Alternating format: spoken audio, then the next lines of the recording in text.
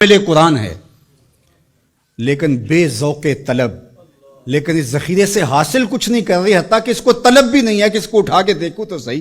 یہ جو خزانہ پڑا اس میں میرے لیے کیا ہے۔ کہا عجیب بات ہے، بھوکا بھی ہو، پیاس سے تڑپ بھی رہا ہو اور اس کے پاس میٹھا چشمہ بھی بہ رہا ہو، لیکن وہ ادھر رخ نہ کرے اور گندے نالے پر بیٹھ کر چلو بھر بھر کے پی رہا ہو، تو اب یہ بیمار ہوتا ہے اور ڈاکٹر سے کہتا ہے میں بیمار کیسے ہو گیا۔ اقبال کہتا ہے افسوس یہ ہے چشمہ شیریں قرآن کی شکل میں موجود ہے، لیکن یہ پتہ نہیں زندگی کا جمال کہاں ڈھونڈ رہا ہے، تو یہ اس کا ذوق طلب نہ ہونے کی وجہ سے ہے۔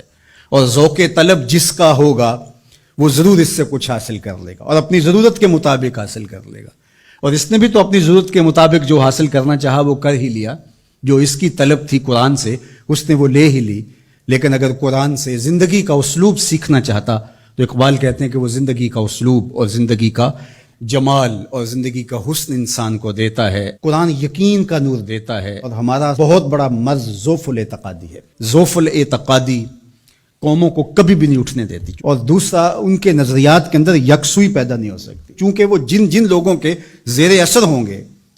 ان لوگوں کے نظریات کے حامل ہوں گے اور وہ قوم ہی نہیں بن سکیں گے۔ اور نتیجہ کیا کہ ایک علاقے کا اسلام دوسرے علاقے کے اسلام سے نہیں ملتا، ایک پیر خانے کا اسلام دوسرے پیر خانے کے اسلام سے نہیں جڑا ہوا، ایک تنظیم کا اسلام دوسری تنظیم کے اسلام سے نہیں جڑا ہوا۔ تو یہ سارے اسلام سینکڑوں ہزاروں کی شکل کے اندر جو نشو و نما پا رہے ہیں،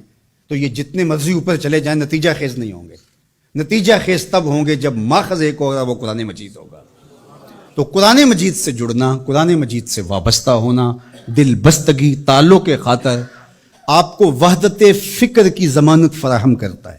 اور وحدت فکر وحدت امت کا ذریعہ بنتا ہے، اور وحدت امت ہی پھر غلبہ امت کی ضمانت بنتا ہے۔ اس لیے اس امت کو قرآن پہ ہی آنا پڑے گا، اس کے علاوہ اس امت کے دردوں کا کوئی مداوا نہیں ہے اور دکھوں کا کوئی چارہ نہیں ہے۔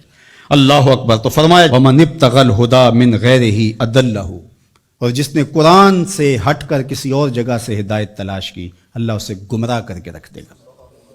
قرآن سے روشنی لے، ان ھذا القرآن یہدی للتی ہی اقوم، یہ قرآن ہے جو وہ راستہ دکھاتا ہے جو بالکل سیدھی ہے۔ تو جس نے قرآن سے ہٹ کر کسی اور جگہ سے راستہ تلاش کیا تو اللہ کے محبوب فرماتے ہیں کہ اللہ اس کو گمراہ کر